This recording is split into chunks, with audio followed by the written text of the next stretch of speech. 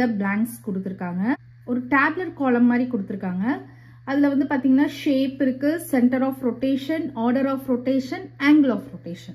ஓகேவா? So shape வந்து நமக்கு கொடுத்திருக்காங்க.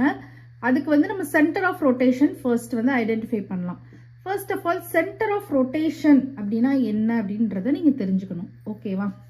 Center of rotation அப்படின்றது என்னதுன்னா அது ஒரு பாயிண்ட். ஓகேவா? The point around which the object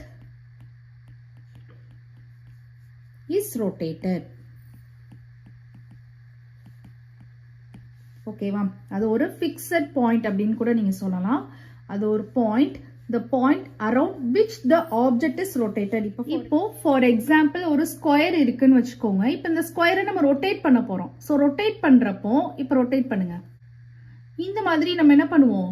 rotate பண்ணிட்டே இருப்போம். இந்த மாதிரி ரொட்டேட் பண்ணிட்டே இருக்கிறப்போ ஒரு ஃபிக்ஸட் பாயிண்ட் நீங்க அப்சர்வ் பண்றீங்க. இந்த மாதிரி ரொட்டேட் பண்ணிட்டே இருக்கிறப்போ நம்ம வந்து ஒரு ஃபிக்ஸட் பாயிண்ட் அப்சர்வ் பண்ண முடியுது. பாத்தீங்களா? சென்டர்ல இந்த பாயிண்ட்டை வந்து ஃபோக்கஸ் பண்ணி தான் நமக்கு என்ன பண்றோம்?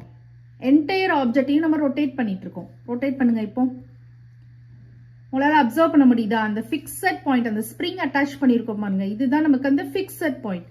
இந்த ஃபிக்ஸட் பாயிண்ட்டை ஃபோக்கஸ் பண்ணி தான் என்டையர் ஆப்ஜெக்டை என்ன பண்ணிட்டு இருக்கு? ரொட்டேட் பண்ணிக்கிட்டே இருக்கு, ரொட்டேட் ஆகிட்டே இருக்கு. The point around which the object is rotated. இதுதான் நம்ம வந்து என்ன சொல்றோம்? சென்டர் ஆஃப் ரொட்டேஷன் சொல்றோம்.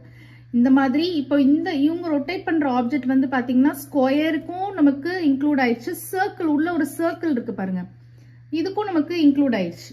கரெக்டா? ஸோ ஸ்கொயருக்கு அப்படின்னு சொல்லி பாக்குறப்போ நமக்கு என்ன, எதுதான் சென்டர் ஆஃப் ரொட்டேஷன் அப்படின்றத நம்ம அப்சர்வ் பண்ணலாம் ஃபர்ஸ்ட். ஓகேவா? இப்போ ஒரு ஸ்கொயர் பிக்சர் எடுத்துக்கலாம். இந்த ஸ்கொயருக்கு நான் வந்து டயகனல்ஸ் வந்து டிரா பண்ண போறேன். ஓகேவா?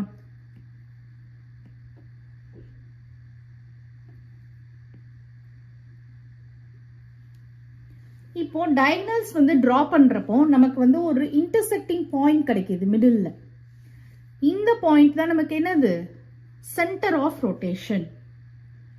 அண்டர்ஸ்டாண்ட் ஆகுதா? அப்போ நமக்கு டயகனல்ஸ் வந்து இன்டர்செக்ட் ஆகிற பாயிண்ட்டை வந்து நம்ம என்ன சொல்லலாம்? சென்டர் ஆஃப் ரொட்டேஷன் அப்படின்னு சொல்லலாம். எதுக்கு? ஸ்கொயருக்கு.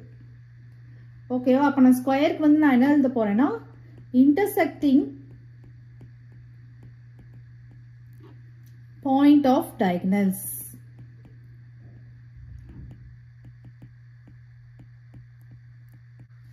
அண்டர்ஸ்டாண்ட் ஆகுதா?